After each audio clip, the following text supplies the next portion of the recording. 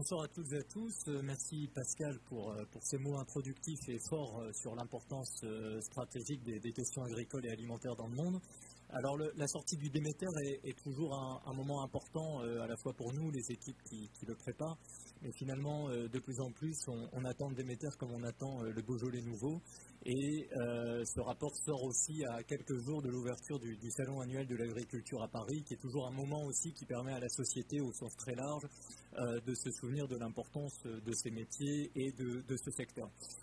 Avant de dire quelques mots d'information thématique pour compléter un peu ce que disait Pascal et lancer notre débat, je voudrais quand même rappeler que le Déméter, cet outil pédagogique pour tous, qui cherche à la fois à rappeler pour le consommateur qu'il y a des gens qui travaillent, des agriculteurs, mais aussi des acteurs professionnels tout au long des chaînes agricoles et alimentaires, rappeler pour le consommateur ces histoires et ces étapes préalables pour le confort alimentaire et la diversité alimentaire qui est la nôtre aujourd'hui, et en même temps, pour les professionnels agricoles, les agriculteurs, les entreprises, tous ceux qui sont sur ces métiers, prendre le temps de regarder ce qui se passe ailleurs sur la planète. La planète est très dynamique, elle est très volatile, beaucoup de sujets évoluent rapidement, il y a beaucoup d'innovations autour des questions agricoles, et c'est important de regarder loin, de regarder long dans le temps et très large autour des questions agricoles.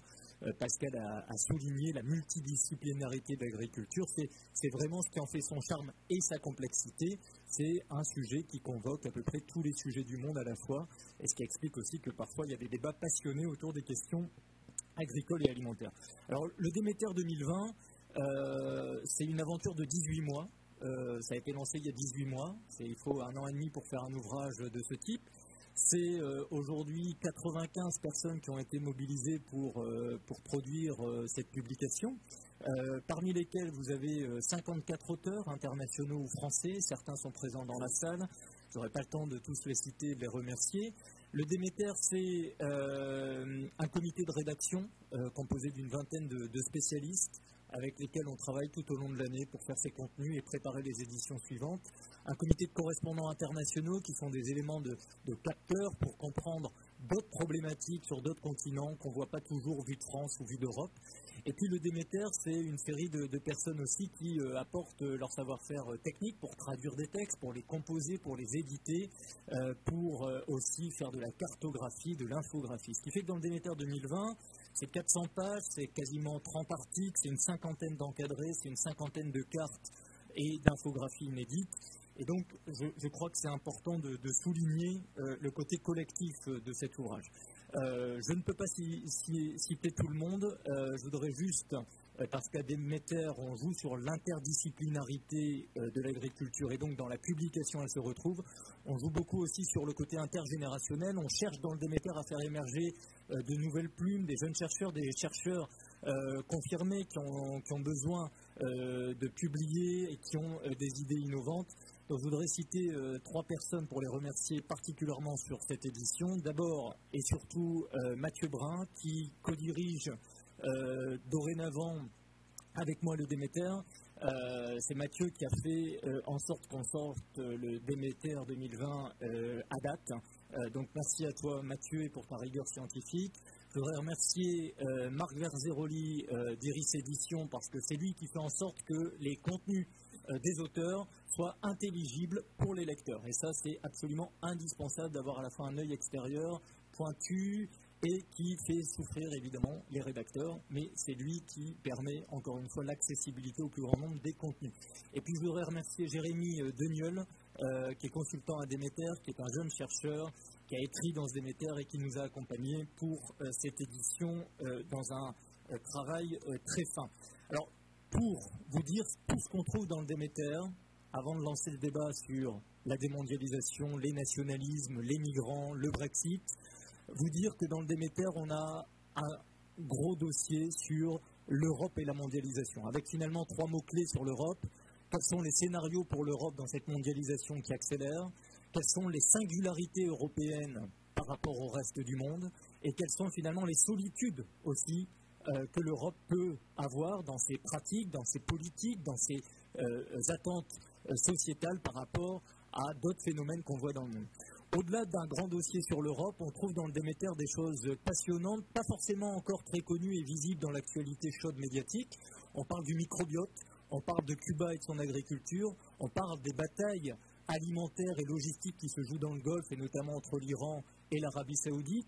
On parle du cannabis, qui est une production agricole à forte valeur ajoutée et qui a une forte dimension géopolitique.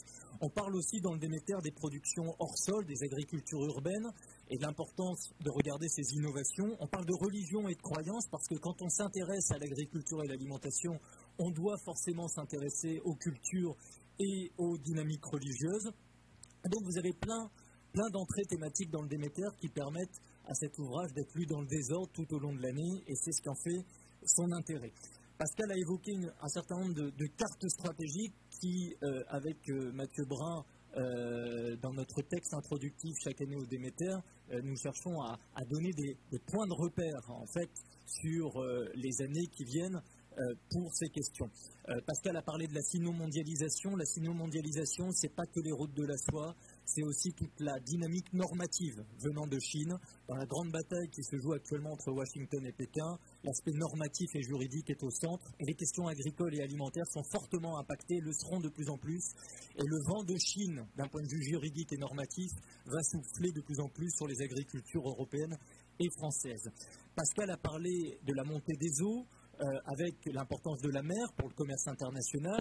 La mer, c'est bien sûr les ressources, c'est la pêche et l'aquaculture dont la consommation ne cesse de progresser partout sur la planète, à la fois pour des attentes de la société, mais qui posent aussi des questions de durabilité des ressources et des écosystèmes marins. La question des normes, très importante, parce que vous voyez qu'entre les normes publiques, les normes privées, les normes émanant de plus en plus de la société civile, finalement, cette prolifération normative, à la fois donne des contraintes supplémentaires pour les opérateurs économiques et les agriculteurs, et parfois ces normes ne sont pas toujours cohérentes entre elles, donc il faut regarder cette complexité. Mais cette prolifération normative, censée par ailleurs rassurer le consommateur, on est dans un moment où plus il y a d'informations sur les produits, plus il y a de normes et de règlements, plus on a l'impression que le consommateur est perdu, n'a pas une bonne lisibilité des produits, et donc est-ce qu'on n'est pas trop loin dans la prolifération normative ? Pascal a parlé de la science, il a parlé des rapports entre les mondes agricoles et la société contemporaine. Je voudrais citer 2-3 autres cartes stratégiques qui, selon nous, conditionnent la décennie et sont des points de repère pour naviguer dans ces eaux fortement agitées. D'abord, la question des marchés qui sont les plus dynamiques. J'aime à rappeler de plus en plus ces derniers temps que le continent qui connaît la plus forte croissance démographique dans la décennie qui s'ouvre sera ni le continent asiatique, ni le continent africain, mais le continent des plus de 60 ans. Et donc la seniorisation du monde est un vrai sujet agricole et alimentaire, parce que ces seniors vont être à la fois les principaux consommateurs plus nombreux demain, avec des attentes particulières, des compléments à trouver. Et donc il y a un investissement aujourd'hui massif en termes de santé, alimentation et offre pour les seniors. Le continent qui connaît la plus grande croissance démographique aujourd'hui sur la planète, c'est le continent des seniors. L'autre élément très important, c'est ce qu'on a appelé la foire au carbone. Évidemment, quand on parle d'agriculture, on parle de développement durable, d'environnement. La foire au carbone, c'est toute la question des capacités des mondes agricoles aujourd'hui à mener des transitions pour réduire leur empreinte environnementale, mais c'est aussi toute la capacité des pouvoirs publics, des médias et de ceux qui s'intéressent aux questions agricoles à regarder la contribution aussi importante des secteurs agricoles pour lutter contre le changement climatique. Le stockage du carbone est un vrai sujet. Il faut pouvoir demain rémunérer le travail des mondes agricoles pour la lutte contre le changement climatique. Et puis la foire au carbone, c'est au cœur de l'Europe, et j'y viens, le nouveau pacte vert européen qui est lancé par la Commission qui vient de s'installer, qui va être la grande ombrelle politique et stratégique pour le continent. Et d'ailleurs, la politique agricole commune, la PAC, sera une sous-politique du pacte vert européen, le Green Deal, a cet objectif à 2050 d'une neutralité carbone sur le continent et qui va être un élément conditionnant à la fois les réformes de la politique agricole commune à venir, mais d'un certain nombre de pratiques autour de ces métiers et de ces questions. J'aimerais finir sur l'Europe pour rappeler que nous sommes en 2020, c'est le 250e anniversaire de la naissance de Beethoven, et vous savez qu'à l'occasion de cet anniversaire, les Européens sont en train de faire tourner une machine d'intelligence artificielle pour tenter de composer enfin la 10e symphonie. qui n'a jamais vu le jour. On a appelé l'une de nos cartes stratégiques Beethoven ressuscité, parce qu'on est convaincu que la question de l'Europe dans la décennie pour les questions agricoles et alimentaires, pour nous consommateurs européens et pour les agriculteurs européens, la question du devenir politique de l'Europe est fondamentale.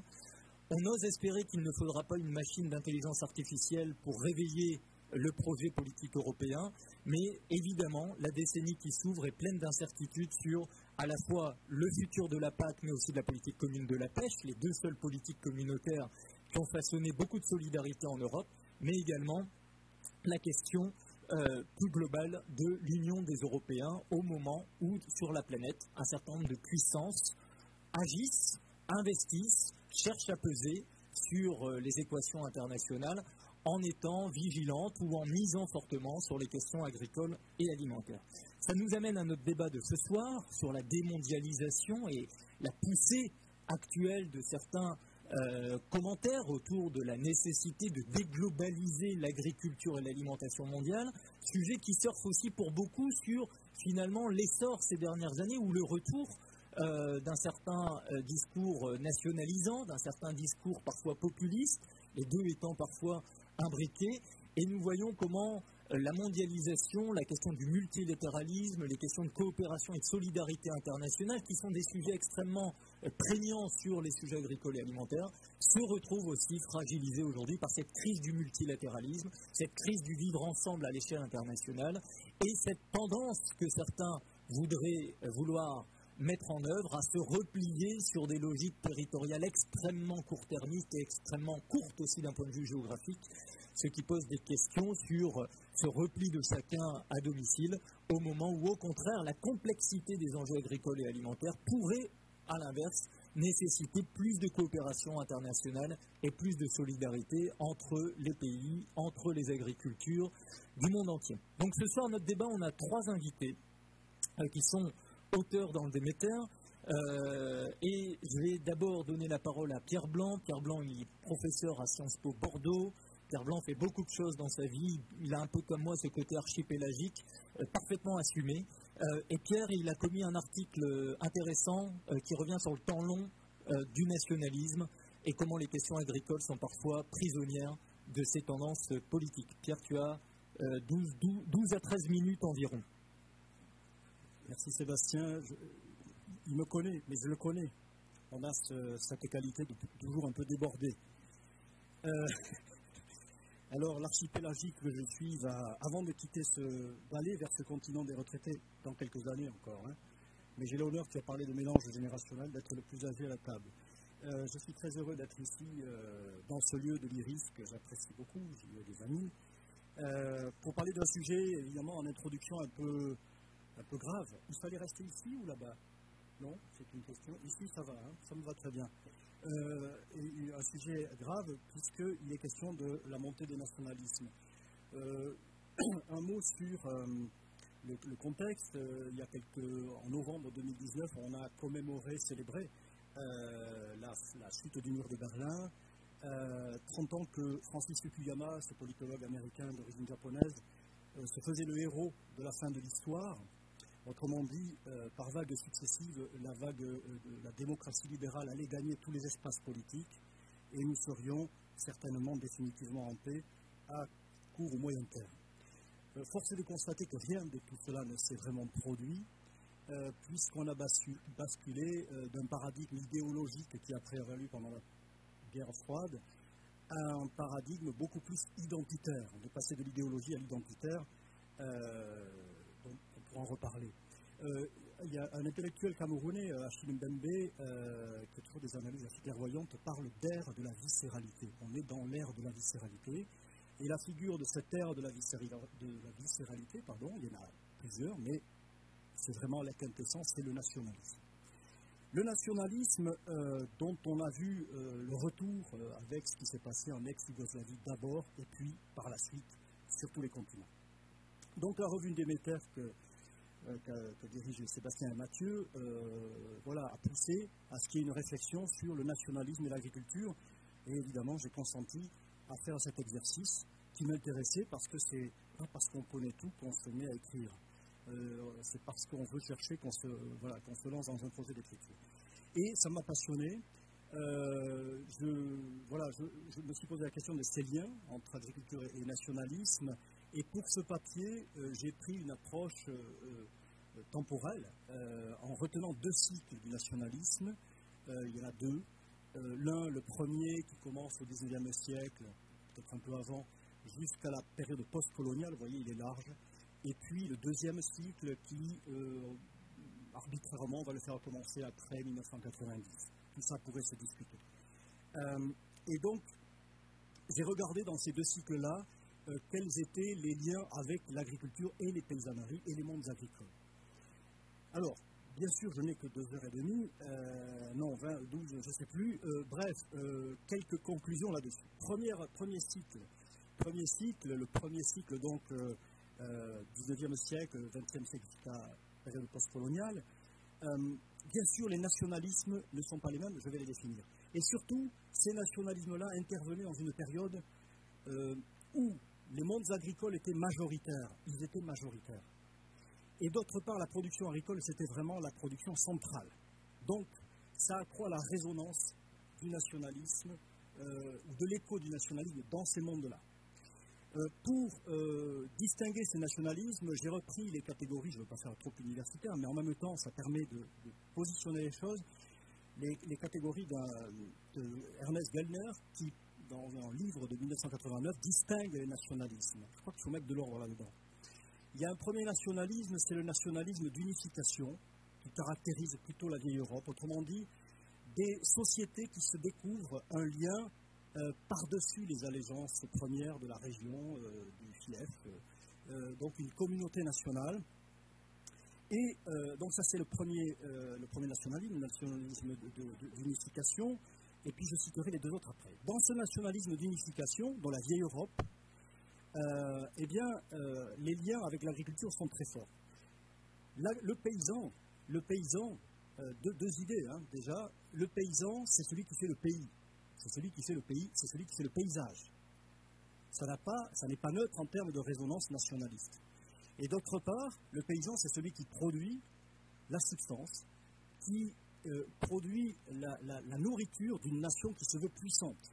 Donc, il n'est pas étonnant que dans ce cycle-là, dans ce nationalisme européen, le paysan fut la figure centrale du nationalisme. Alors, rapidement, de quelques mots, si on prend par exemple la France, pardon d'être un peu hexagonal, faut-il rappeler que l'éponyme du chauvinisme, c'est Nicolas Chauvin, ce brognard de l'armée de Napoléon, qui a été au cœur de l'iconographie politique au XIXe siècle, parce qu'il incarnait le français par excellence, défenseur des frontières, mais aussi producteur de produits agricoles. Et au moment où, par exemple, Gambetta est président du Conseil, on est dans ce moment-là d'exaltation de la figure du paysan. Et Gambetta qui a un agenda militaire aussi, ne perd pas de vue qu'il le dira, il faut donner la terre aux paysans parce que ce sont les meilleurs défenseurs des frontières. Quelqu'un qui défend les bornes de son champ défendra mieux les bornes de la République. Voilà, on fait rimer l'agriculteur avec la défense nationale. Et on va retrouver ça jusqu'à, je ne veux pas comparer Gambetta et Pétain, mais on va retrouver ça dans le discours jusqu'à la Révolution nationale. Et dans d'autres pays de l'Europe qui sont en conflit, plus ou moins avec la France, je pense à l'Allemagne en particulier, on a la même exaltation de la figure de l'agriculteur, du petit propriétaire, d'abord du grand propriétaire, c'est Bismarck, mais après du petit propriétaire par les nazis, parce que le petit propriétaire paysan, c'était la quintessence même de la pureté nationale. Et on retrouve aussi la même conjugaison entre nationalisme et exaltation de la figure du paysan dans les dérives autoritaires de l'Espagne, de l'Italie, du Portugal, pour des raisons que je n'ai pas le temps d'expliquer ici. Et en Europe centrale aussi avec les partis agrariens, qui sont assez nationalistes. On exalte la figure du paysan. Sur le plan de la production agricole, et je fais très vite, là aussi, la production est vue comme ce qui permet de s'autosuffire, de ne pas dépendre des autres, et d'être puissant.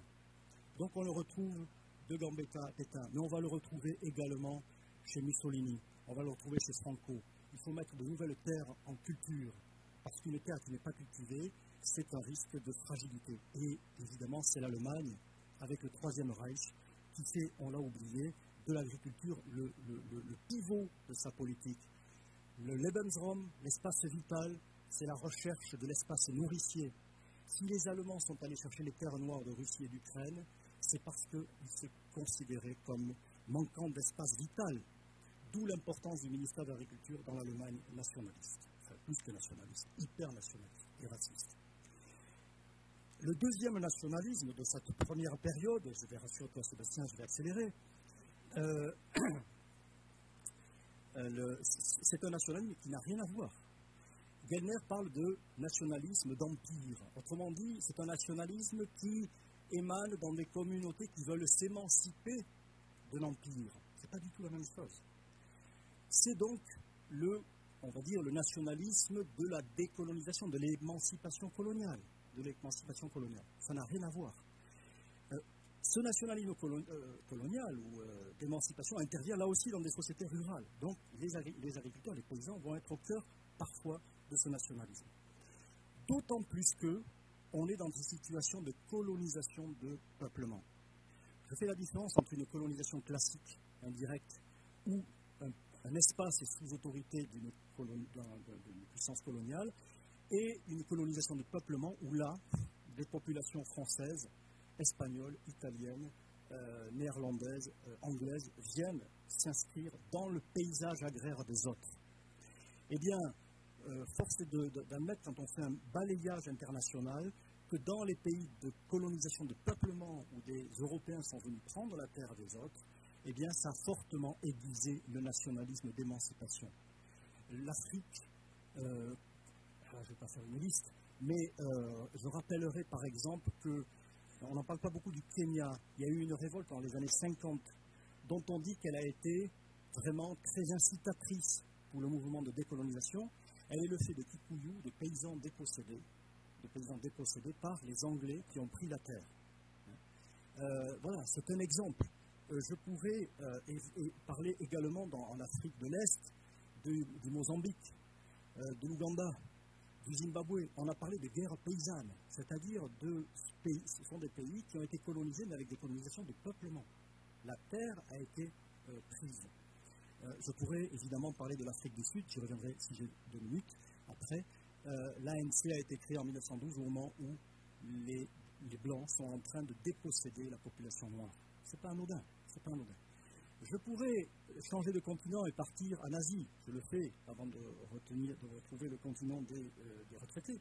Le continent asiatique, là aussi beaucoup d'exemples, mais Ho Chi Minh, c'est un marxiste mais nationaliste.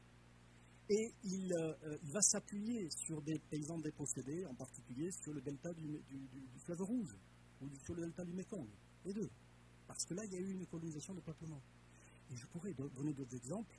La Chine aussi, même si on n'est pas tout à fait dans le même colonialisme, la révolution maoïste est une révolution nationaliste basée sur le paysanat. Il te reste 2 minutes, Pierre. 2 minutes, oulala. Bon, alors la liste est achevée. Tu es dur.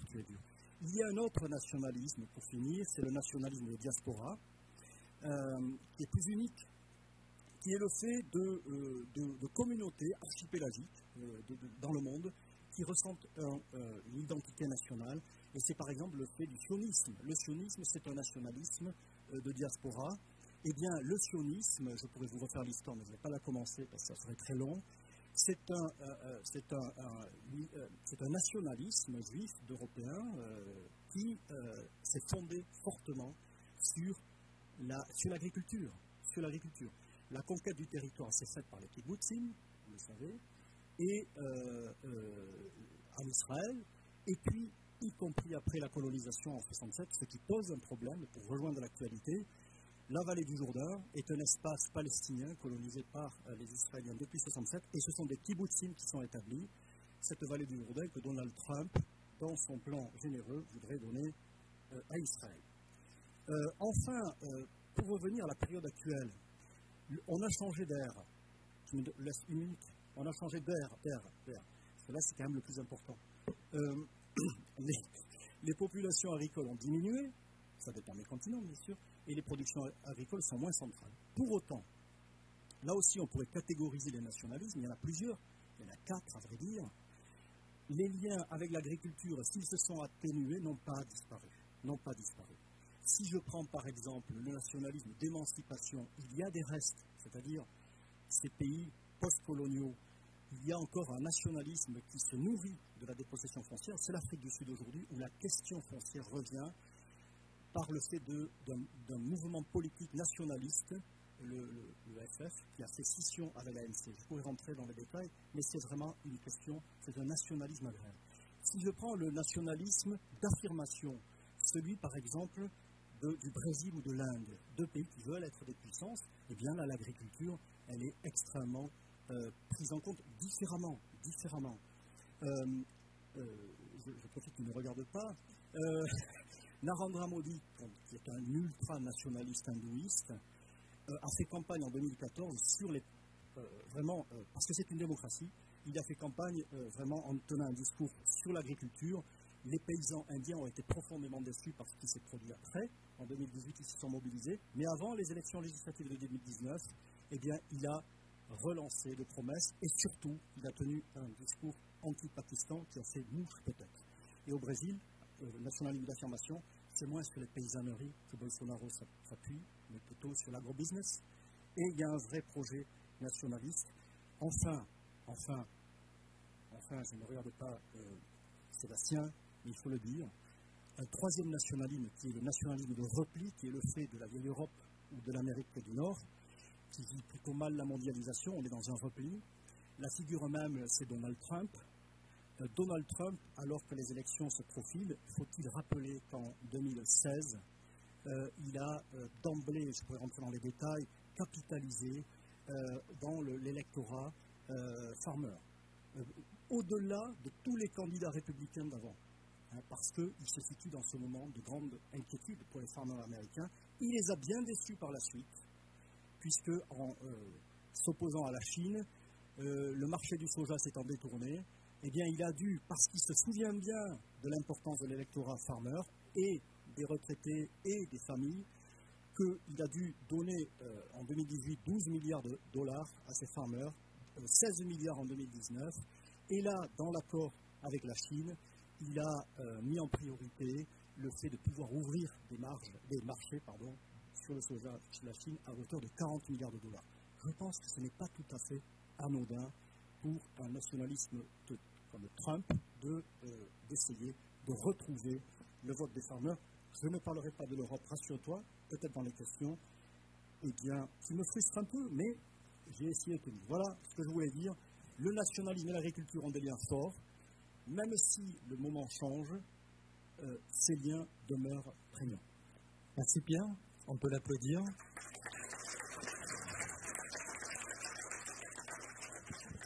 Alors on reste sur le sujet des passions autour des questions agricoles parfois où il y a beaucoup de controverses, il y a beaucoup de méconnaissances aussi, et il y a de la confusion sur les sujets.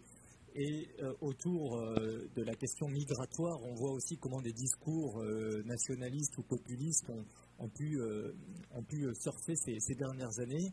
La question migratoire, elle est au cœur des questions rurales, agricoles, alimentaires. Yasmine Seguirat, qui travaille au SIAM, a commis un papier sur ce sujet en rappelant que ça pouvait être aussi une chance, finalement, ces dynamiques migratoires pour les agricultures, revitaliser aussi des territoires ruraux.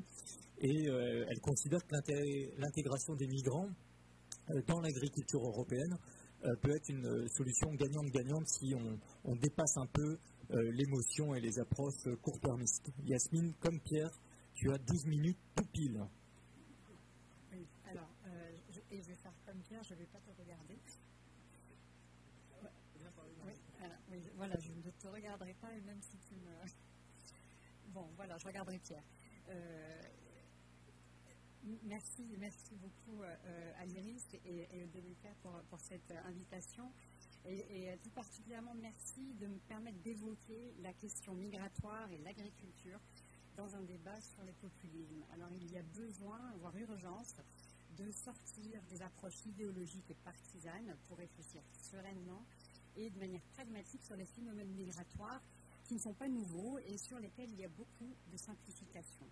Alors très rapidement, juste pour mieux situer mon intervention, je vais dire quelques mots sur le CIAM, qui est le Centre international de hautes études agronomiques méditerranéennes, qui est une organisation intergouvernementale créée en 1962 et qui se consacre au développement de l'agriculture, de la pêche et des territoires ruraux.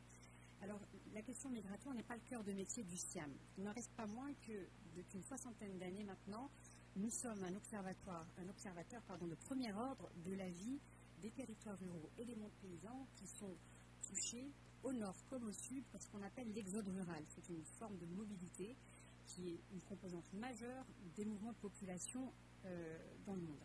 Nous sommes aussi confrontés aux conséquences directes des inégalités de développement. Alors des inégalités de développement au sein du pays, entre les villes et les campagnes, mais aussi les inégalités de développement entre les pays de la région méditerranéenne, qui est une région où les disparités de richesse et démographiques sont les plus importantes au monde. Et on le sait, les disparités sont un catalyseur des migrations.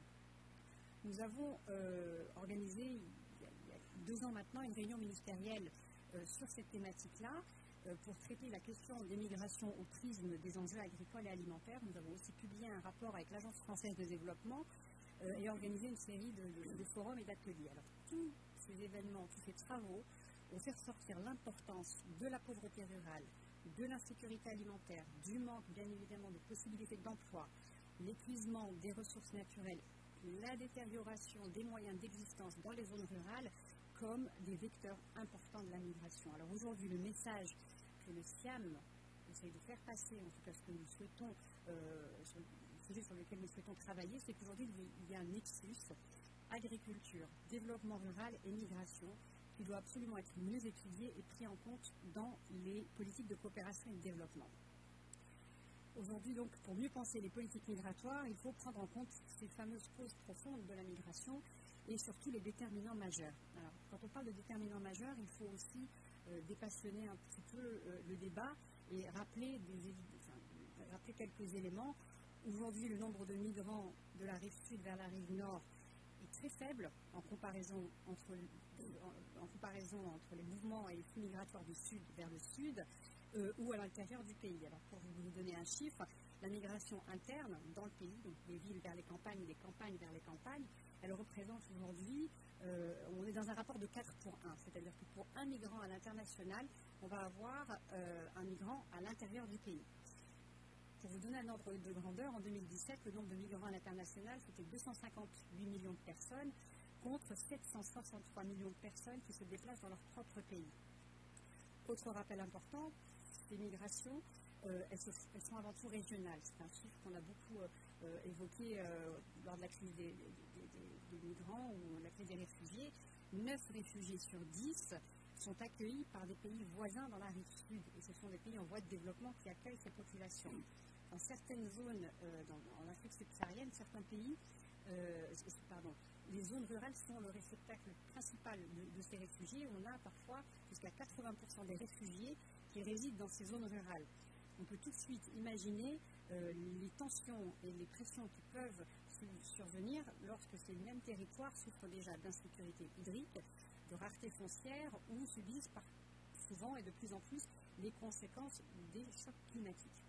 La majorité des pauvres et des populations qui souffrent de l'insécurité alimentaire dans le monde vivent dans les zones rurales. Aujourd'hui, donc, les questions migratoires et bien évidemment la question de l'accueil des réfugiés sont indissociables des questions agricoles et alimentaires. Alors, dans le même temps, il est essentiel de rappeler à quel point la migration est un levier naturel et incontournable du développement. Elle fait partie de l'histoire de l'humanité et vraisemblablement de son avenir.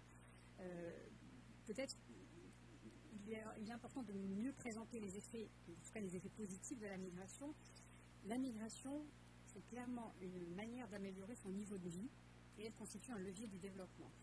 Elle permet d'augmenter les revenus financiers du migrant et de diversifier les moyens de subsistance des familles des migrants. Environ 40% des transferts des fonds internationaux sont destinés aux zones rurales, ce qui reflète aussi l'origine rurale d'une grande partie des migrants. Lorsque les migrants transfèrent des fonds vers leur famille, ça va leur permettre de faire face aux difficultés financières, notamment en période de crise, comme lors des sécheresses. Cet argent va aussi permettre d'investir dans les nouvelles technologies, ils vont améliorer la production agricole ou tout simplement permettre d'investir dans d'autres activités économiques et ainsi créer de l'emploi dans des zones qui en ont véritablement besoin. Alors on connaît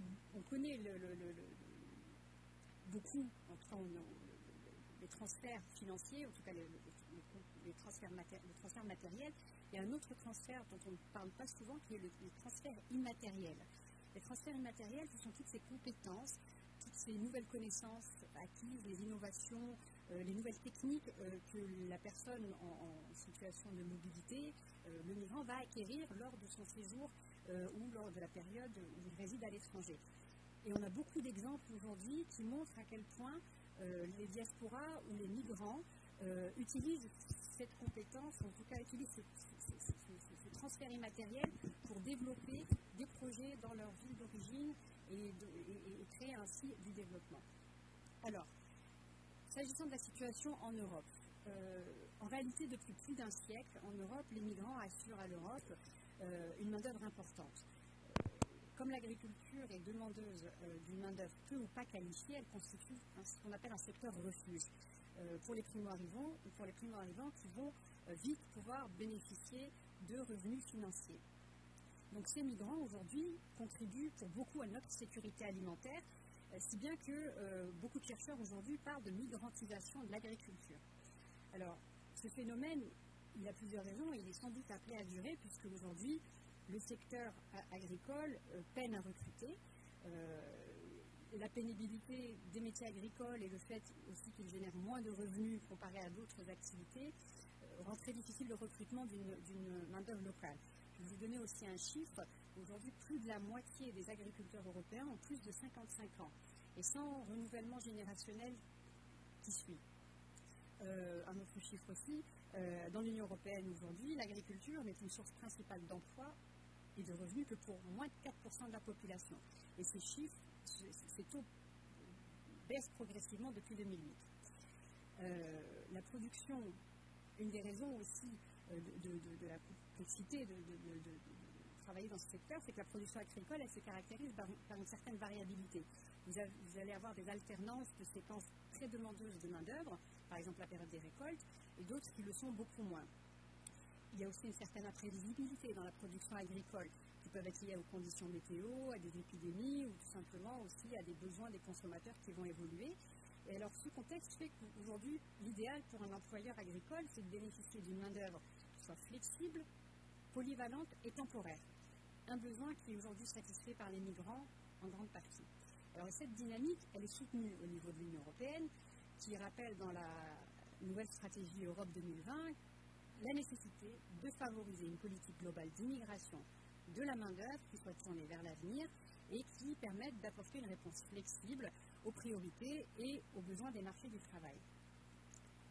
Face aux tensions politiques provoquées par la question migratoire, notamment au regard du coût de l'intégration des migrants, aujourd'hui, il semble, en tout cas c'est une tendance vers laquelle on est en train d'aller au sein de l'Union européenne, c'est que on est en train de passer d'une migration où le migrant s'installait généralement de manière permanente et s'installait avec sa famille, à une migration temporaire et circulaire, notamment avec les contrats saisonniers, où de plus en plus d'accords bilatéraux sont signés entre des pays importateurs de main-d'œuvre et d'autres exportateurs,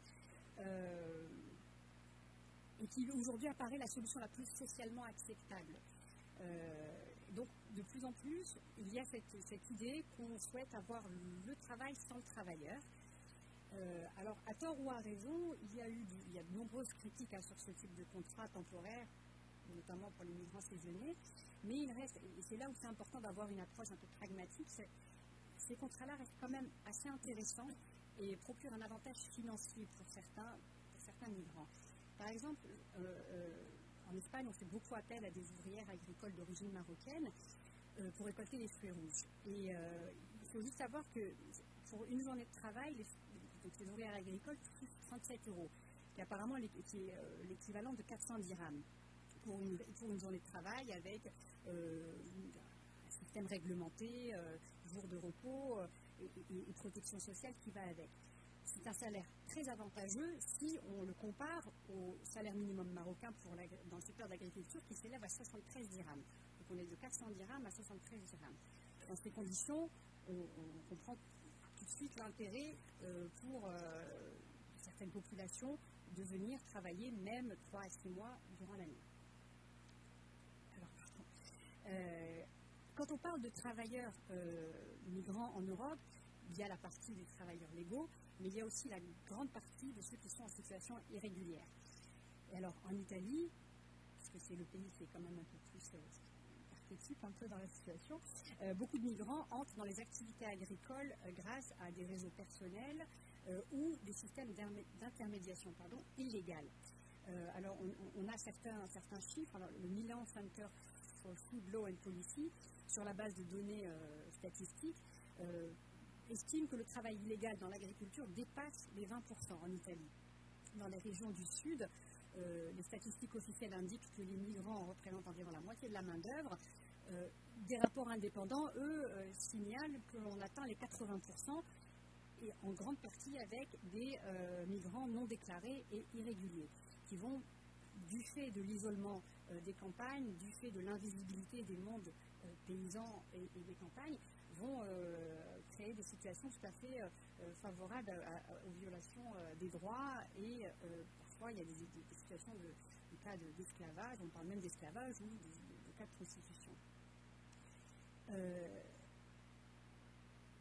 S'ils sont couverts par la loi, même les migrants en situation irrégulière, en raison de leur faible qualification, de leur vulnérabilité, souvent ils ne parlent pas la langue, en raison aussi de l'insuffisance des contrôles par les autorités, ces migrants se trouvent souvent donc dans cette situation d'accepter des conditions d'employeurs qui sont peu scrupuleux ou qui se retrouvent carrément piégés dans des réseaux criminels. Donc, si l'intégration et la protection des migrants est bien évidemment une question qui engage avant tout les pouvoirs publics, les acteurs de la société civile, et en particulier les entreprises, les partenaires sociaux ou les organisations sectorielles, elles jouent un rôle très important. Alors, il y a beaucoup d'initiatives en Europe qui ont pour point commun de défendre les travailleurs migrants, et notamment en instaurant un système de certification de la qualité ou qui vont opérer des contrôles. Je donne un exemple, c'est la chaîne de coopératives italienne Coop qui a lancé une gamme de produits qui s'appelle Bon et Juste en 2016. Alors, ils ont développé des actions, cette coopérative a développé des actions de sensibilisation du public. Ils font appel à l'action justement pour dénoncer les pratiques d'exploitation lorsqu'elles existent. Et ils ont mis en place un code de conduite basé notamment sur des audits qui ont lieu dans la chaîne d'approvisionnement, des contrôles qui sont effectués sur le site de production.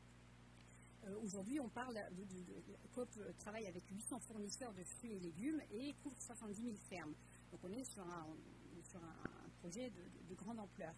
Dans un autre registre en France, il y a une initiative intéressante qui s'appelle les fermes d'avenir, et c'est une structure qui a pour objectif d'accélérer la transition agricole et alimentaire tout en conciliant les urgences sociales et environnementales. Et alors ils ont lancé un projet en 2017 qui est un projet de compagnonnage qui va bénéficier aux réfugiés. L'idée est en fait de construire des binômes français et réfugiés et de les immerger dans des fermes, dans un réseau de fermes pendant près d'1 an. Alors le seul critère qui est requis, c'est d'avoir pour le réfugié une première expérience agricole. La démarche, elle est orientée sur la transmission des savoir-faire et elle permet des échanges d'expertise entre les réfugiés qui ont déjà travaillé la terre, qui ont déjà été confrontés à des conditions climatiques difficiles, et c'est là où c'est intéressant, qui transmettent et qui partagent ce savoir-faire avec des agriculteurs qui aujourd'hui, eux aussi, se retrouvent face aux mêmes tensions, aux conséquences du changement climatique parfois. Une minute. Oui, ça va aller. Oui, je te regarde. Il y a des initiatives aussi intéressantes, de multiparties prenantes, où là, c'est les pouvoirs publics et les entreprises qui travaillent ensemble. Alors, par exemple, en 2015, l'Union suisse des paysans, soutenue par le secrétaire d'État aux migrations, a lancé un projet pilote qui vise à placer les réfugiés et les migrants dans des exploitations agricoles. Et à l'issue de cette phase pilote qui est présentée comme un succès, les autorités suisses ont décidé de prolonger l'expérience jusqu'à la période 2020 et d'intégrer l'apprentissage de l'agriculture dans le cadre d'une politique migratoire nationale qui serait prévue pour cette formation des réfugiés. On a en Suède aussi une initiative similaire, donc la politique de développement rural suédoise va miser sur l'inclusion des personnes d'origine étrangère, des migrants, qu'elle présente, et là c'est là où on voit toute la différence peut-être avec d'autres pays européens, qu'elle présente comme un atout pour renforcer la compétitivité des secteurs et pour encourager l'esprit d'entreprise et ramener de l'innovation dans les zones rurales. Donc le réseau rural suédois, il a fait de l'intégration des réfugiés et des migrants une priorité. Je vais dire aussi un mot sur la cuisine du lien. Il y a des initiatives très intéressantes autour de la gastronomie qui vont aussi participer à l'intégration des migrants et des réfugiés. On le sait, la cuisine, elle occupe une place essentielle dans le sentiment d'appartenance et dans l'intégration des migrants, mais de tout le monde. Mais elle peut aussi être une voie vers l'emploi et l'insertion. Il y a deux initiatives que je vais citer. Il y a le Refugee Food Festival, qui a été développé par des Parisiens et qui est développé par une association et en soutien et en étroite relation avec une agence des Nations Unies. Et alors, durant ce festival, qu'est-ce qui va se passer? C'est qu'on va confier les cuisines de restaurants à des chefs réfugiés. Le temps de ce festival. Et leur insertion socio-professionnelle, elle va être accélérée grâce à une communauté de chefs et de restaurateurs qui vont être engagés et qui vont leur permettre de pouvoir devenir chefs en Europe. Un autre projet aussi, Meet My Mama, et alors je tiens parce qu'au SIAM on fait souvent appel à eux, c'est une start-up française qui propose des voyages culinaires aux entreprises. Ce sont des prestations réalisées par des femmes issues de l'immigration ou des réfugiés. Et alors pour aider ces femmes, il y a une académie qui a été créée, une école qui est dédiée à cet empowerment des femmes migrantes. Les candidates, elles y apprennent à valoriser des recettes familiales. Elles travaillent avec les outils numériques et surtout elles apprennent à construire un voyage culinaire qu'elles partagent avec les clients ou avec ceux qui font appel à leurs services. Je conclus. Alors en conclusion, je dirais que l'agriculture européenne est un refuge pour les migrants. Elle est souvent le moyen le plus rapide et le plus accessible de générer des revenus lorsqu'on a peu ou pas de qualification. Si la migration du travail dans le secteur agricole peut s'apparenter à de la mobilité contrainte, elle ouvre aussi la voie à des pratiques qui dérogent au droit du travail, mais le secteur agricole n'en demeure pas moins une manière d'intégrer des personnes dont on sous-estime encore le potentiel. L'investissement dans l'accueil et l'intégration des migrants, en effet, rapporte des dividendes immédiats. L'arrivée des migrants permet de répondre au manque de main-d'œuvre dans des secteurs stratégiques qui pourtant peinent à recruter. Les migrants peuvent constituer un dividende de compétences, on l'a dit, leur expérience et leur savoir-faire en matière d'agriculture, de manque et de crise peut être très profitable aux agriculteurs européens. Il y a, je n'ai pas pu l'évoquer, mais il y a le dividende démographique et le dividende de diversité. Le dividende démographique, il y a certaines zones rurales qui ont pu revivre grâce à l'arrivée de migrants. Le dividende de diversité, bien évidemment, en arrivant, on enrichit une société par le brassage des cultures, par l'ouverture à des idées et des nouvelles pratiques. Et d'un point de vue de la coopération, je dirais que l'intégration des migrants dans l'agriculture européenne peut être une formule gagnant-gagnant, comme Sébastien l'avait annoncé. Elle peut permettre l'enrichissement des migrants et de leurs familles et constituer un levier pour l'investissement dans le pays d'origine, tant par le capital matériel qui est accumulé que par le capital immatériel qui est développé durant les périodes de mobilité. C'est une manière de maximiser les effets positifs de la migration et de minimiser les impacts négatifs.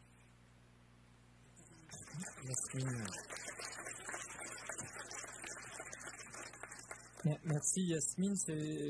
Vous avez compris que le sujet est à la fois complexe, varié, il y a des dynamiques et des projets qui émergent pour ces questions. Donc après avoir demandé à Pierre de résumer les liens entre nationalisme, populisme et agriculture sur plusieurs siècles en 12 minutes, à Yasmine d'avoir sorti le débat migratoire d'émotion et de passion et de le replacer vraiment en perspective stratégique, Quentin Mathieu, qui est au service des études des chambres d'agriculture de France. Je suis désolé, Quentin. J'ai une troisième question éminemment complexe, puisque je vais te demander en 10 minutes de nous dire, en gros, si le Brexit va plonger le Royaume-Uni dans de l'insécurité alimentaire, les Européens dans une absence de produits de la mer, puisque la moitié des poissons qu'on consomme en Europe viennent des eaux britanniques. Et puis n'oublie pas de nous parler de où va l'Europe et où va le multilatéralisme commercial dans le monde. En fait, lorsqu'on m'a imposé ce sujet, j'ai cru que le cannabis avait été légalisé et qu'il circulait dans les rangs du Déméter. Voilà, donc je tiens à préciser ça. Bon, moi, j'ai rien consommé, donc j'ai essayé de rentrer autant que ce peut et de faire une synthèse globale de l'ensemble de ces sujets. Et pour revenir rien que sur le titre, en fait, Brexit, crise du multilatéralisme, les guerres commerciales et l'agriculture. Tout ça, on pourrait dire l'agriculture au cœur de tout ça, pourrait-on dire. Je vais revenir un peu plus loin. D'abord, le challenge en fait, que j'ai voulu m'imposer, en dehors du temps qui m'est imparti, c'est de faire le lien entre le Brexit et la crise du multilatéralisme. Est-ce que l'on peut comparer Boris Johnson et Donald Trump en dehors de leur couleur de cheveux? Eh bien, en fait, si on se pose un peu quelques questions sur leur discours et sur leur positionnement, on peut quand même se demander si leur critique ou leur opposition face à la mondialisation et au multilatéralisme appartiennent au même champ sémantique. Et ce, en fait, pas nécessairement. Car si on se pose justement dans tout le discours qui peut être lié à l'opposition, à la mondialisation et au multilatéralisme, il y a des différences qui sont quand même très notables entre l'altermondialisme, la démondialisation et les positions clairement isolationnistes. Et en cela, les projets et les motivations sous-jacentes qu'il peut y avoir dans les politiques commerciales et étrangères de Donald Trump et de Boris Johnson sont très différentes. On peut quand même souligner un point commun, c'est cette volonté de retrouver une liberté d'action individuelle en appelant à la souveraineté nationale et même donc à un certain nationalisme. Sauf que ce qu'on peut dire, c'est que les États-Unis et le Royaume-Uni, dans l'échiquier mondial, économique et diplomatique, occupent des positions qui n'ont radicalement rien à voir, puisque les États-Unis restent encore au cœur du multilatéralisme et de son système, de par donc, son hégémonie économique, ne serait-ce que le fait que la plupart des échanges mondiaux sont libellés en dollars, sur lequel les États-Unis ont encore un pouvoir extrêmement fort, et de son influence dans les institutions internationales. Et quand je dis son influence, c'est sa capacité de paralyser l'ensemble des institutions multilatérales. De l'autre côté, le Royaume-Uni, eh bien, le Royaume-Uni, sans l'Union européenne, apparaît bien seul et bien isolé, et avec un très faible poids diplomatique et un poids économique qui reste encore assez relatif. Donc en soi, ce que l'on peut dire, c'est que la position du Royaume-Uni apparaît bien plus isolée que celle des États-Unis, alors que leurs projets politiques et leurs volontés politiques sont à l'inverse en fait de cette position. Alors, pour parler du Brexit, indépendance alimentaire, France, États-Unis, on peut parler de beaucoup de choses. Rappeler quand même certains faits, c'est que l'agriculture qui, pendant de très longtemps, ne constituait pas un motif de préoccupation par les Anglais, par les Britanniques, excusez-moi, a été placée au cœur de la campagne en fait pro-Brexit. Et le fait est que donc, la PAC a été remise en cause dans ses fondements de par son caractère trop contraignant, trop intégré également, et était préjudiciable aux agriculteurs qui ont majoritairement voté pour le Brexit, alors que c'était justement ces zones rurales qui touchaient le plus d'aide de la part de l'Union européenne. Le fait est que le Royaume-Uni se dirige donc vers une nouvelle orientation de politique agricole, un Brexit vert, peut-être davantage encore plus vert que le Green Deal qui est à l'heure actuelle en discussion dans les instances européennes, et une politique axée sur l'argent public pour bien public, et donc qui place les agriculteurs comme des paysagistes, si je puis dire, ou en tout cas du personnel qui va entretenir les espaces verts et les ressources naturelles du Royaume-Uni. Une politique qui déjà se heurte à de nombreux obstacles, de nombreux problèmes, ne serait-ce que dans la définition des biens publics, qui est encore aujourd'hui largement explorée. Encore récemment, un exemple donc, dans la gestion des sols qui est censé être un bien public, un bien commun, eh bien, n'est pas considéré comme un bien public, ne rentre pas dans le cadre de cette politique. Bon, le fait est que si vous voulez davantage de réponses aux questions, Livy Pétetin, qui a écrit cet article dans les Déméter et dans la salle, au fond, et pourra répondre à l'ensemble de ces questions. Des problèmes économiques également soulevés qui ne sont toujours pas résolus. On parlait justement de migration. 95% des vétérinaires dans les abattoirs britanniques sont d'origine européenne. 98% des travailleurs saisonniers également sont d'origine européenne et travaillent dans les champs britanniques. Et on passe également sur l'ensemble des problèmes que va poser le Brexit en cas de non-accord, en cas que ce soit de coûts de transport, de coûts d'accès au marché, également aussi à des nouveaux marchés pour les exportateurs britanniques, et également aussi des perspectives d'inflation alimentaire très fortes, étant donné que de 30 à 40%, voire selon certaines études, voire 50% des aliments consommés par les Britanniques sont importés, et pour une grande part d'entre eux de l'Union européenne. J'ai encore un peu de temps? Ça va, je suis pas trop mal. Deuxième aspect également, deuxième sujet qui a été remis en avant dans la politique pro-Brexit et dans la campagne pro-Brexit, eh bien, c'est la mer, c'est les ressources halieutiques. Et qui là, encore plus que l'agriculture, remettent en question un système économique parmi les plus intégrés de l'Union européenne et même à l'échelle mondiale. Le fait est que là aussi, comme pour l'agriculture, les pêcheurs britanniques ont, pour une très grande majorité d'entre eux, voté pour le Brexit. Alors que ce système, pour vous dire à quel point il est intégré, eh bien, il faut savoir que la plupart des poissons que les Britanniques pêchent sont réexportés vers l'Union européenne, dont une grande part vers la France, qui est l'un des principaux clients, et que le fish and chips que vous allez retrouver à Londres, eh bien, le poisson vient d'Islande, vient de Norvège ou des autres pays des eaux nordiques. Vous pourrez encore se questionner pourquoi est-ce que les pêcheurs ont aussi voté pour le Brexit, puisque aussi d'un ressenti de certaines décisions dans le droit européen qui ont prévalu sur leurs orientations nationales. Mais le fait est que la pêche comme l'agriculture est là aussi devenue un enjeu de souveraineté nationale et même d'autant plus de territoire et de maîtrise de son territoire.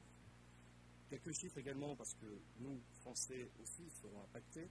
Rappelez que 20% des volumes capturés par les flottes françaises eh bien, le sont dans les eaux britanniques, que pour certains chalutiers et certains armateurs, ce taux de dépendance donc, atteint voire jusqu'à 90%, que certaines espèces comme le hareng sont exclusivement pêchées dans les eaux britanniques.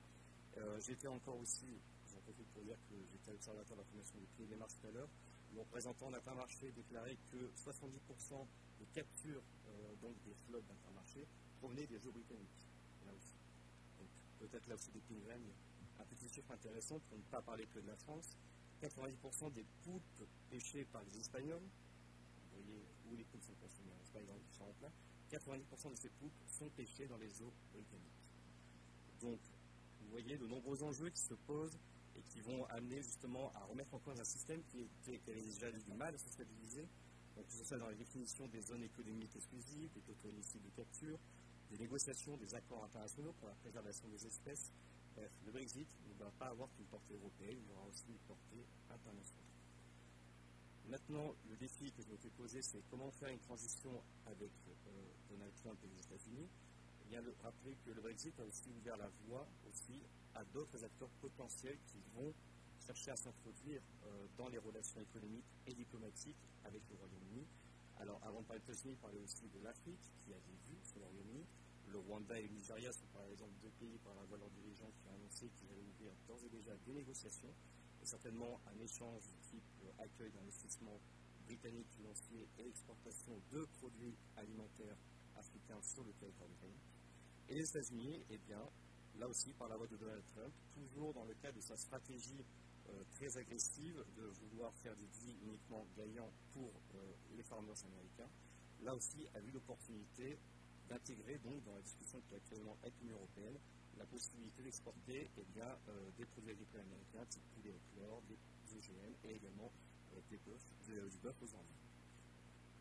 Cela nous ramène donc, si je suis assez cohérent, aux États-Unis et à la guerre commerciale et à la crise du multilatéralisme.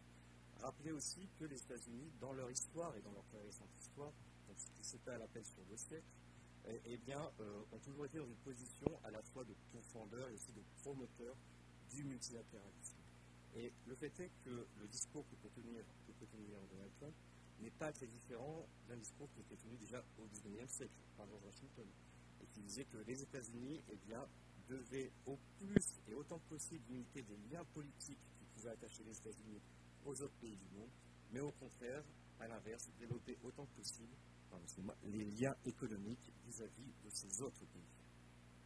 Le fait est que l'entreprise Donald Trump, et je dis bien son entreprise, car il ne dirige pas son pays comme un pays, mais comme une entreprise, vise à déstabiliser et affaiblir ses adversaires et ses concurrents par la voie du multilatéralisme en s'attaquant directement en fait à sa base ternaire, c'est-à-dire en déstabilisant les trois principaux piliers que sont la paix et la sécurité, la prospérité et le bien-être. Paix et sécurité qui retombe d'ailleurs avec l'exemple que Pierre a donné tout à l'heure sur le plan de paix israélo-palestinien. Et prospérité également par cette volonté donc, des États-Unis d'affaiblir ses concurrents qui étaient auparavant ses partenaires. Et cela se passe donc sur l'agriculture avec la Chine notamment, les États-Unis qui cherchent à ouvrir donc de nouveau le marché chinois et qui nous fait dire justement que l'agriculture elle a à la fois une arme offensive mais aussi une arme défensive puisque la Chine en retour a mis en place des mesures de rétorsion extrêmement importantes sur les produits agricoles américains. Donc, le fait est que cette stratégie des États-Unis ouvre la voie donc, non plus au multilatéralisme, au contraire, il la ferme, mais peut-être à une nouvelle ère du multibilatéralisme et qui va amener donc à des stratégies très agressives aussi bien sur les plans offensifs et défensifs entre les pays. Et l'agriculture au milieu de tout ça, et donc je vais reprendre la formule en disant l'agriculture au cœur de tout ça, peut-être que l'on va, et c'est certainement même le cas, voir une accélération de cette transformation des systèmes alimentaires aujourd'hui, avec certains systèmes qui tendent davantage à s'internationaliser. Donc on pense notamment au Brésil, qui devient le premier producteur et exportateur de soja. On pense au blé avec la Russie. Et l'ensemble de ces pays qui sont en train de pousser l'ensemble des moteurs de la compétitivité de leur exportation agroalimentaire. Mais également donc, la Chine qui se cherche de nouveaux partenaires pour continuer à maîtriser ses échanges et à nourrir sa population.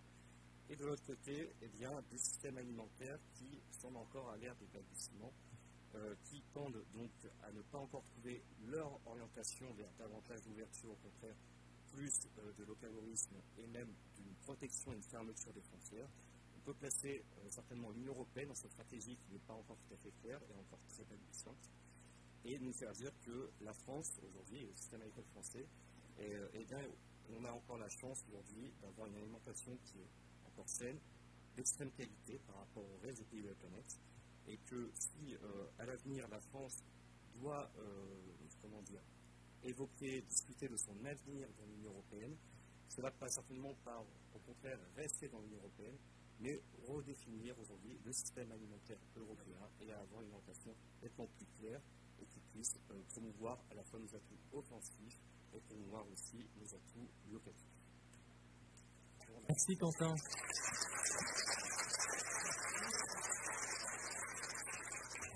Merci beaucoup pour ce panorama synthétique, large, qui nourrit en fait un peu la discussion. Et vous voyez, dans le Déméter, on aborde plein de sujets macro, micro, des zooms sur des pays, des zooms sur des choses d'actualité, des enjeux très structurels.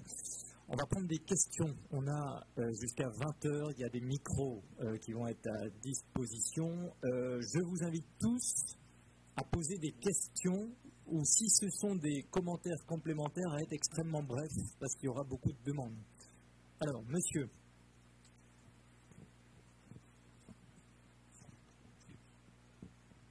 Juriste, vous avez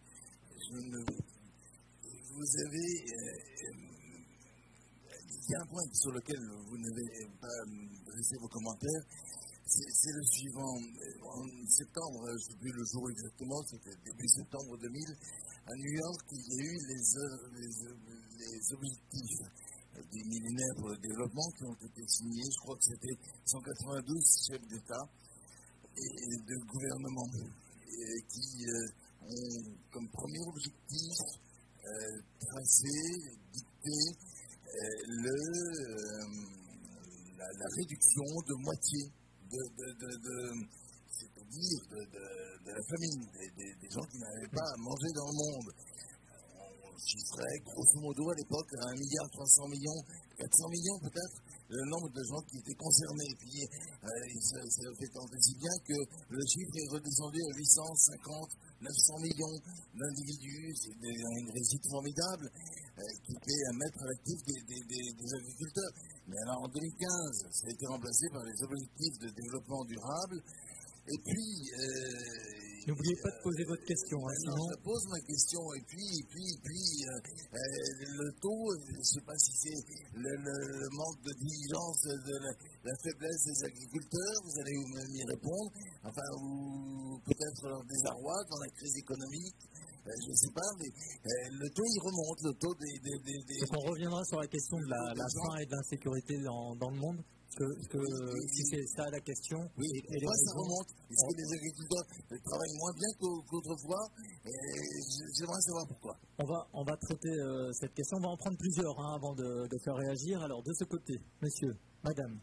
Madame d'abord, on alterne. Élégance, monsieur? Merci. Isabelle Malsain, je suis journaliste à l'agence France Presse. Considérant tout ce que vous avez dit, moi je me pose la question, à tous les quatre d'ailleurs, est-ce que vous pensez que la politique agricole commune peut exploser quand on parle de toutes les montées de ce nationalisme? Merci. Merci de cette question. Monsieur Derrien? Merci. 3 questions. Donc comme il y a 3 intervenants, pourquoi pas? Première question qui rejoint ce qui a été dit à la fin sur le Brésil en particulier et sur la Russie. Va-t-on vers une spécialisation de la production des commodities et du coup l'internationalisation, la mondialisation, elle est très relative. Deuxième question concernant l'alimentation. Le vrai sujet sans doute sur l'alimentation qui a été évoqué, plus que la politique vraiment agricole, c'est la question des réglementations qui a été évoquée au début. Et du coup, des réglementations propres à chacun des territoires, avec les barrières sanitaires et les barrières environnementales. Troisième sujet, qui est un peu plus polémique, si on peut dire, on parle d'agriculture, mais en réalité, à part le premier thème sur les commodities, on est plutôt dans l'alimentation, avec la part importante des industries agroalimentaires et une forme d'intégration de l'agriculture. Alors, il y a un lien entre les 3 questions. Mais pour faciliter les réponses, il y a 3 thèmes. Merci. Je rappelle que la conférence est diffusée en direct sur Internet et qu'elle est enregistrée pour qu'elle reste disponible dans le temps. Mais n'hésitez surtout pas à être polémique et provocateur dans vos questions. Je le précise simplement parce que cette diffusion permet à ceux qui n'ont pas pu être présents de suivre nos débats. Alors, il y avait des mains qui s'étaient levées auparavant. Alors, ici, devant... Et j'avais vu une main par là-bas, elle est partie, peut-être. Merci, Gilles Guérab. J'ai bien écouté tous les intervenants et c'était passionnant. L'agriculture, en réalité, donc, on comprend, est une chance et peut nous permettre de faire changer le regard sur les migrations, les immigrations, les émigrations. Et aujourd'hui, dans le débat explosif en France sur ce sujet, celui de l'immigration, pourquoi ne parvient-on pas à faire ressortir cette réalité dans le débat de manière un peu objective? C'est aujourd'hui, dans le cadre de ces échanges internationaux, l'agriculture peut être au cœur du débat et objectiver un peu ce sentiment de peur qu'ont les pays occidentaux et qui font qu'en Italie, partout, il y a la montée des extrêmes. Voilà pourquoi n'y parvient-on pas. Merci. Merci pour cette question. Frédéric, devant. Oui, merci Sébastien, merci pour l'organisation de la conférence. J'avais une question surtout à Quentin qui a commencé, me semble-t-il, à distinguer le positionnement de Boris Johnson et de Donald Trump en disant qu'effectivement il y avait une distinction et que c'était peut-être hasardeux de mettre toutes les critiques du modèle, ou en tout cas de l'ordre qu'on connaît depuis le début des années 80 dans le même panier. Je renverrai forcément au livre de Pierre-Rosan Vallon sur la caractérisation du populisme. Il y a encore beaucoup de travail pour essayer de comprendre et de conceptualiser tout ça. Voilà. Ma question sera simple, c'est est-ce que toutes les critiques de l'ordre actuel sont à mettre dans le même panier. Je dis ça surtout en tant qu'auteur dans des articles qui essayent d'expliquer la crise du multilatéralisme actuel. Merci. Merci de cette question. Est-ce qu'il y a... Alors, monsieur, allez, on va encore prendre 2-3 questions. Ça permettra de synthétiser les réponses. Le micro, il faudrait qu'il passe. Merci. Et monsieur ici. Hop. C'était vous la main levée, en fait.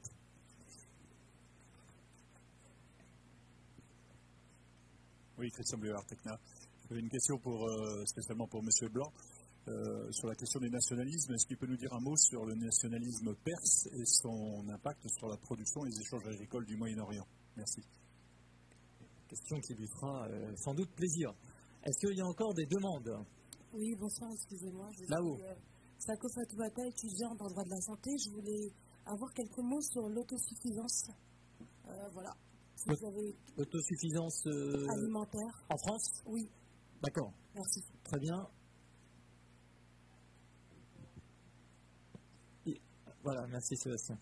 Bonjour. Moi, c'est sur une incompréhension. Je ne comprends pas que certains pays puissent justement essayer de mettre des taxes à l'importation, alors qu'il existe maintenant bien institutionnalisé les règles du libre-échange avec l'OMC et l'organe des règlements des différends. Donc voilà, je ne comprends pas trop ça. Si vous pouvez me répondre. Merci. Alors, on prendra un autre jeu de questions après. Je propose à mes 3 camarades de répondre sur les éléments. J'invite aussi les autres membres du comité de rédaction ou auteurs du Déméter dans la salle à rebondir sur certaines questions. Pierre, peut-être sur la faim dans le monde, les raisons et ce qui se passe au Moyen-Orient pour démarrer. En 1 minute, hein, évidemment. Hein.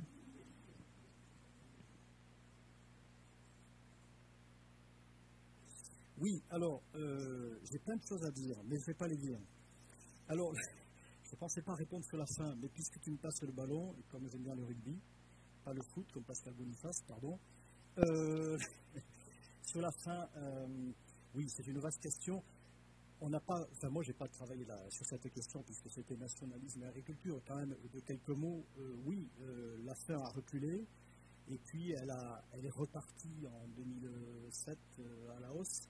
Ce qui a changé en 2007 et qui s'est traduit par les émeutes de la faim, c'est que s'il y a traditionnellement, entre guillemets, une faim plutôt rurale, en 2007-2008, c'est l'émergence d'une faim urbaine, beaucoup plus mobilisable politiquement, d'où les émeutes de la faim.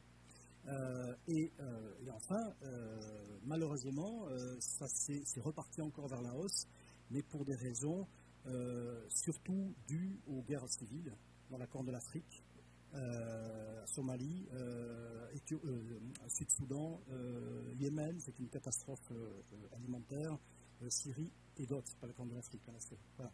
Donc, ce que je veux dire par là, c'est que, ce que vous disiez, mais que font les producteurs? C'est avant tout un problème, c'est pas vraiment directement un problème de production, mais c'est à grands traits, évidemment. C'est un problème de pauvreté, de misère. C'est-à-dire, c'est l'acte de consommer qui n'est pas possible pour beaucoup. Et puis, pour les côtés producteurs, on sait très bien que c'est aussi tout le contexte qu'il y a autour de l'agriculture qui, dans certains pays, et je vois devant moi Jean-François, par exemple en Afrique, il y a des producteurs, il y a un art agricole, mais évidemment, c'est toutes les questions foncières, de crédit, d'infrastructure qui ne sont pas toujours au rendez-vous. Voilà. En quelques secondes. Et sur le Moyen-Orient, parce que je n'ai pas perdu de vue la question, ça permet de compléter, parce que j'avais plein de choses à dire tout à l'heure, mais comme tu m'as fait du mal, je n'ai pas pu les dire. Alors je vais en profiter. Non, le Moyen-Orient, excusez-moi. Le Moyen-Orient, je ne l'ai pas cité, mais dans le nationalisme d'émancipation, le Moyen-Orient, c'est un exemple. Avant de parler de l'Iran, la Syrie baathiste, l'Égypte nassérienne ont fait de l'agriculture là aussi une centralité des politiques publiques parce qu'il fallait être un pays du front contre Israël et ne pas dépendre des céréales américaines. Voilà, donc il y a un nationalisme agraire aussi dans ces pays, qu'on retrouve en Iran, qu'on a retrouvé en Iran versus nationalisme religieux avec la révolution romaniste, mais on a retrouvé avec un ministère du djihad agricole, c'est en long, de la guerre sainte agricole, il s'agissait de s'émanciper des marchés internationaux pour être aussi un pays du front contre Israël. Et avec cet agenda politique, L'Iran a beaucoup investi dans l'hydraulique agricole, mais avec aussi, je le dis, beaucoup de corruption derrière, parce que, il faut le dire, toute l'industrie des barrages est tenue par les gardiens de la révolution en Iran. Je ne vais pas me faire des copains. Il y a eu plein de projets de dérivation des eaux en Iran qui n'ont pas été doublés d'études scientifiques. Ce qui fait que les eaux manquent aujourd'hui en Iran. Il y a un risque de catastrophe majeure en Iran. On en connaît les prémices. C'est une question nationale. C'est une question nationale. Un ancien ministre, Kalantari, a dit la question de l'eau en Iran, c'est aussi important que la question d'Israël. Si un Iranien de haut rang dit ça, c'est que c'est quand même très important. Et derrière, un élément que je n'ai pas pu dire, c'est qu'il y a un pays qui est nationaliste, d'un nationalisme de revanche à celui-ci, c'est la Russie. Je ne l'ai pas cité dans les... C'est le 4e nationalisme de la phase contemporaine, le nationalisme de revanche. Les Russes sont dans une revanche. Ils investissent beaucoup sur l'agriculture, on l'a dit, et ils en font un élément de reconquête du Moyen-Orient. C'est comme ça aussi qu'ils ont sauvé Bachar el-Assad en envoyant des céréales criméennes ou de la Russie vers le port de Tartous, parce que les terres de Syrie étaient tenues par Daesh. Et avec l'Iran, il y a la même approche. Voilà. Ça m'a permis de compenser ce que je n'avais pas pu dire. Merci Sébastien de m'avoir donné la parole. J'avais aussi des réponses sur d'autres points, mais on va partager. Il faut partager. Merci Pierre. Ce qui me permet de mentionner aussi un élément, et par rapport aux questions d'autosuffisance et de sécurité alimentaire, jamais perdre de vue que le premier aliment consommé sur la planète, c'est l'eau potable. Et que l'absence d'accès à l'eau potable est aujourd'hui l'une des raisons principales de l'insécurité alimentaire et des maladies qui peuvent être induites. Je le dis parce que dans nos sociétés européennes, la question de l'accès à l'eau potable ne se pose plus. Or, sur le plan alimentaire, c'est une réalité cruelle dans beaucoup de pays dans le monde encore aujourd'hui. Yasmine. Oui. Alors, je vais répondre à la question sur les objectifs sur les ODD de développement durable. Alors, effectivement, la faim aujourd'hui est plus d'actualité, puisqu'aujourd'hui, on parle de 821 millions de personnes qui souffrent de faim. Et en Afrique, on a une personne sur 4 qui est sous-alimentée. Les causes sont multiples, hein, c'est lié au changement climatique, puisque le secteur de l'agriculture est le secteur le plus climato-dépendant. Les conflits, bien sûr. Mais il y a aussi, pour répondre à votre question, qu'est-ce qu'on n'a pas bien fait, qu'est-ce qui n'a pas été fait, il y a un point que j'aurais voulu aborder, mais on était un peu pris par le temps, c'est qu'aujourd'hui, cette migration à l'international, elle est un tiers des migrants internationaux ont entre 15 et 35 ans. C'est très important de rappeler ça, puisque aujourd'hui en Afrique, on a 380 millions d'Africains qui vont entrer sur le marché du travail d'ici à 2030. Et le défi principal, ce sera de générer suffisamment d'emplois pour absorber cette main-d'œuvre. Ce qui est vraiment important, c'est que les zones rurales se vident de ces forces vives pour toute une série de raisons. Les jeunes qui n'ont plus ou pas de compétences, pas de capital, pas d'accès à la terre, le réflexe premier, c'est de partir. Il y a aussi une forte culture quand quelqu'un part, souvent montre son succès, on investit dans la ville et donc ça donne très envie. Et c'est ce que les chercheurs ont théorisé, c'est le facteur pull and push. Vous avez des facteurs qui vont vous faire partir, mais ce qui est très intéressant, ce qui va jouer beaucoup dans la décision de migration, c'est le facteur d'attraction. Et il est là. Aujourd'hui, la rive sud de la Méditerranée regarde la rive nord avec cette envie de pouvoir se projeter et projeter un avenir en Europe. Alors, face à cette jeunesse africaine, que le marché du travail va devoir absorber, nous, le message principal qu'on passe, c'est que c'est un public prioritaire sur lequel il faut se concentrer, il faut axer les formations et surtout permettre que ces jeunes puissent avoir un travail décent, intéressant, attractif. On parle d'agriculture 4.0 pour justement redynamiser les territoires ruraux qui ont besoin de ces forces vives pour exister et justement pour éviter la saignée à laquelle on assiste en ce moment. Je vais répondre à monsieur le député El Guerab. Oui, nous, je pense qu'en France, il y a tout en pays profondément paysan et agricole, il y a une difficulté de passer d'un aspect très technique à en faire un discours dans le domaine de la coopération et en faire une question de ministère d'Affaires étrangères. Des pays le font très bien. L'Italie, par exemple, a tout de suite compris l'intérêt de la diplomatie agricole, de la diplomatie gastronomique. Aujourd'hui, la diète méditerranéenne, c'est estampillé italien. Vous avez en Italie, il y a qu'en Italie on peut voir ça. Vous avez une sorte de parc d'attraction dédié à l'alimentation où vous pouvez aller voir ça. On est fiers de son alimentation, on est fiers de ses produits. En France, ça a l'air un peu plus compliqué. Aujourd'hui, dans les agences de coopération et de développement, le mot agriculture a quasiment disparu et il est remplacé par les questions environnementales. Donc effectivement, il y a peut-être quelque chose à voir de ce côté-là et à transformer ce discours en discours diplomatique. Merci Yasmine. Quentin, je crois que c'est important qu'on réponde à... Il y a une question de pédagogie sur le commerce international. Il y a aussi une question d'Isabelle Masson de l'AFP sur l'explosion de la PAC. Je comprends de sa question qu'elle se demande en creux si cette politique alimentaire citoyenne pour 500 millions de personnes va se transformer en politique agricole cantonale pour 500 petits duchés territoriaux européens. C'est un peu ça la question, Isabelle? J'ai bien lancé le débat compliqué pour mon voisin? C'est compliqué, oui. La chose qu'il faut se dire, c'est si la PAC explose, que ce n'est pas l'Europe qui explose. La politique agricole, la seule politique agricole encore commune, qui est censée être commune dans l'Union européenne, c'est la PAC. S'il n'y a plus de PAC, pour dire, il n'y a plus d'Europe. Donc l'enjeu est là. Et comment dire, si l'on regarde l'état actuel des négociations, ne serait-ce qu'autour de la PAC, on veut faire une PAC qui rentre dans le Green Deal, donc avec une objectif environnemental. L'objectif environnemental et le développement durable, déjà, on a du mal à le porter à des échelons nationaux. Alors, le porter à des échelons communautaires, on voit mal comment est-ce qu'on peut y arriver.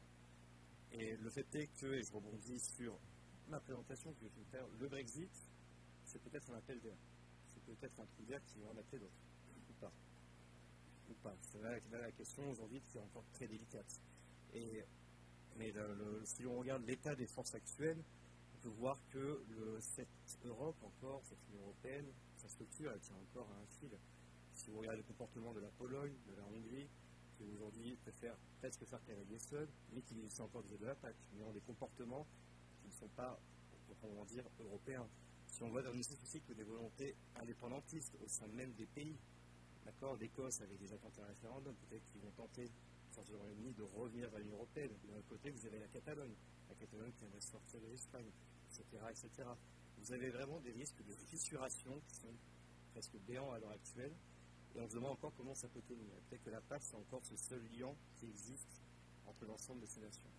Donc le fait est qu'on peut se demander effectivement si la PAC explose, c'est le reste de l'Europe qui risque de se poser.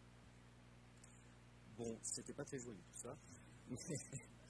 Mais pour essayer de répondre donc aux 12 autres questions qui ont été posées, parce qu'on a répondu à 3 à l'heure actuelle, je crois, je vais revenir peut-être sur ce qu'a dit Frédéric sur justement les critiques du multilatéralisme, est-ce qu'on peut les mettre dans un même sac, et après je passe sur les j'oublie. Comme je dis, en fait, si on regarde l'échelon entre mondialisation jusqu'à isolationnisme, il y a un curseur qui est très différent. D'accord. L'intermondialisme, c'est une autre mondialisation en soi. C'est un autre projet. Et alors que la démondialisation, c'est plutôt rester dans un système et de mettre en place des systèmes de régulation, justement, et qui permettent de faire face à toutes les externalités négatives que peuvent générer la mondialisation. Et à l'heure actuelle, on peut voir quand même que ces postures sont très différentes. On pense que Johnson n'est pas véritablement isolationniste en soi, il va chercher justement à peut-être créer une nouvelle dynamique en termes de mondialisation pour son pays. Donald Trump, lui, est plutôt davantage, pas dans une position, je dirais, isolationniste, plutôt démondialiste en soi, par sa politique commerciale actuelle. Mais la barrière est tout de même très fine. Je voulais revenir également, donc, m'a dit Sébastien, sur l'organement est réellement différent. Et puis, pourquoi est-ce que donc, ces pays ou des pays peuvent mettre en place des taxes? Il y a deux choses. C'est que la guerre commerciale menée par Trump ne passe pas par des contentieux à l'OMC. Donc, ces négociations sont hors cadre OMC. Et la deuxième chose, c'est que l'organisme de règlement des différends, il est bloqué à l'heure actuelle. Donald Trump a bloqué le renouvellement des juges, en fait, et qui permettait justement de porter des affaires et de pouvoir traiter ces affaires. Donc, en l'occurrence, il a joué sur deux tableaux. Être hors du système et en même temps bloquer le système. Merci Quentin. Non, c'était parfait. On reprend quelques questions. Je ne vous oublie pas, ce sera mon mot de la fin sur l'autosuffisance. Y a-t-il d'autres questions? Il nous reste 10-12 minutes. Alors, tout en haut, monsieur. Pour les micros, je ne sais pas, sur les côtés.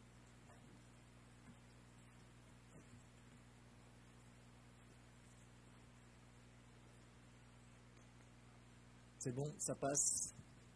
Merci. Bonsoir. J'aurais une question suite à ce qui s'est passé cet été au G7 entre la France et le Brésil. Au Brésil, comment concilier développement durable et développement économique, notamment au niveau de l'agriculture? Quelle cohérence entre souveraineté nationale, la problématique de l'agrobusiness et la mise sous tutelle de l'Amazonie? Est-ce que vous avez des éléments? Ça m'intéresse. Ok, merci. D'autres questions, monsieur? Monsieur Blanc, je n'ai pas très bien compris votre classification. Vous parlez des terres rouges en 300 000 hectares, 500 personnes. Je ne vois pas en quoi c'est une partie de peuplement. Et vous ne mettez pas dans le peuplement l'Israël. C'est là une vraie colonie de peuplement. Qu'est-ce que vous entendez par peuplement? C'est le déplacement de population ou c'est des populations locales? Parce que les terres rouges, 300 000 hectares, 500 personnes, c'est quand même pas une colonie de peuplement. Alors. Ok pour la question, on va prendre ça. Y en a-t-il d'autres? Franck. Devant. Oui, Garnier Franck, je n'hésite pas à poser une question sur les normes, le menu hors normes et la frénésie des normes. Il me semble que cette frénésie est quand même à différencier en fonction des continents, donc j'aimerais avoir un commentaire là-dessus. Et si mon analyse est juste, elle est particulièrement intense en Europe. Est-ce une faiblesse ou une force? Merci. Je vois des questions devant et puis là-haut. Donc on peut venir ici. Alors on prend là-haut parce que c'est le micro qui arrive en premier. Une question. On va prendre la question là-haut et puis ensuite devant. Oui. Pardon. Moi, je voudrais juste savoir, je suis désolée, je suis arrivée en retard, donc je ne sais pas si vous avez abordé la question. On ne vous entend pas. Dans les petits agriculteurs sont les premiers à souffrir de la faim et de la pauvreté. Est-ce que dans les 10 ans qui viennent, on peut espérer qu'ils soient mieux payés? Merci. Et dernière question devant. Alors, l'autosuffisance dans votre réflexion sur le nationalisme de l'unification était la base de ce nationalisme. Et si on regarde bien la création de l'Europe et du traité de Rome, l'autosuffisance était aussi à la base de la création de l'Europe. Alors qu'est-ce que ça vous inspire? Merci pour ces questions, Pierre. Mais alors vraiment rapidement, désormais, le temps est compté. Je me permets 3 réponses sur le Brésil. Alors là, vraiment sans nuance. Il y a 2 secteurs agricoles au Brésil, on le sait. Il y a plusieurs espaces.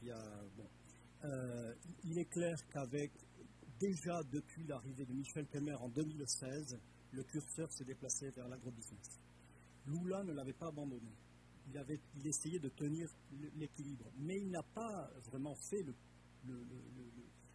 comment dirais-je, il n'a pas donné la réponse notamment aux paysans sans terre qui l'attendaient.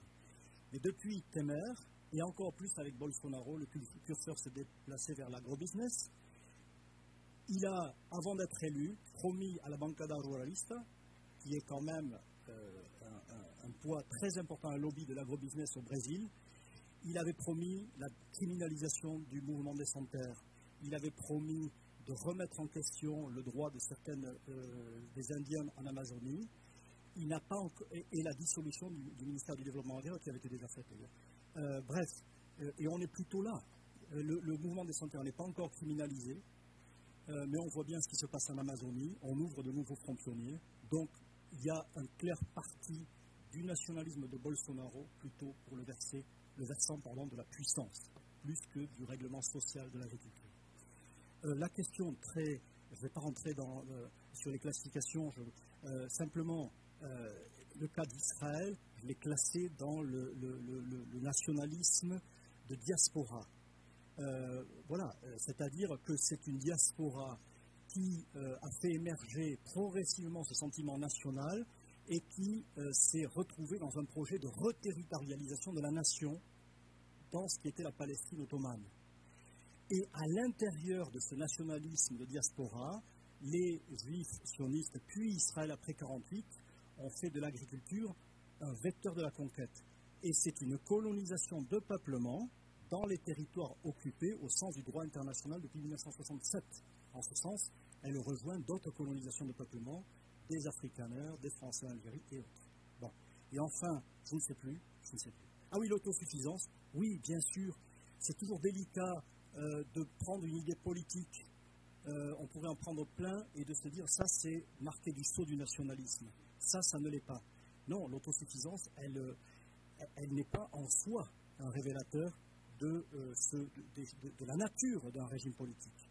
Évidemment que l'autosuffisance dans un pays du front, comme j'ai parlé, contre Israël, ça n'a pas la même portée que l'autosuffisance choisie par l'Europe en vue d'une pacification de l'espace européen, puisque l'objectif, c'était quand même la paix.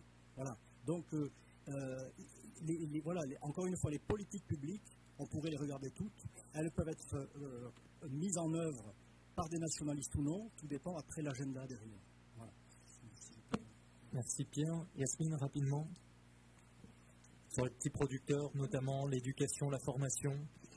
Alors effectivement, faut-il espérer que les petits agriculteurs soient mutés, on l'espère, bien évidemment, mais surtout on y travaille. Et au SIAM, les petits agriculteurs, les petits pêcheurs sont les bénéficiaires principaux des projets qu'on met en œuvre. Et la plupart des projets, ils ont pour socle, en tout cas, la question de la formation, le renforcement des capacités, parce que le petit agriculteur ne pourra améliorer son activité, en tout cas rentabiliser son activité, que par de la formation, que par le renforcement de capacités. C'est aussi intégrer les nouvelles technologies, c'est aussi permettre que dans la formation des petits agriculteurs, d'autres acteurs entrent dans le jeu. Il n'y a pas que les pouvoirs publics qui sont impliqués sur ces questions-là. Il faut étroitement associer les universités, les universitaires qui souvent sont assez déconnectés des besoins des territoires. Et notamment, on travaille beaucoup à décloisonner la recherche entre ces mondes-là. Donc il y a vraiment une prise de conscience importante aussi de la part des États d'investir massivement sur ces petits agriculteurs, sur l'agriculture familiale qui est en mesure vraiment de réduire les situations de faim ou en tout cas de lutter contre la pauvreté. Merci. Frédéric, un mot sur ces prix, les revenus. Je me permets de prendre la parole sur la question là, sur les qu'en sera-t-il des petits agriculteurs dans 10 ans et des prix agricoles. Alors, j'ai pas de boule de cristal non plus, mais ce qui est sûr, c'est que si on pense qu'un nouveau multilatéralisme est possible, il faut mettre au cœur de la réflexion la question de la lutte contre le dumping ou contre les dumpings. Concrètement, nos règles de l'OMC en matière agricole depuis une trentaine d'années sont des différentes formes d'institutionnalisation du dumping.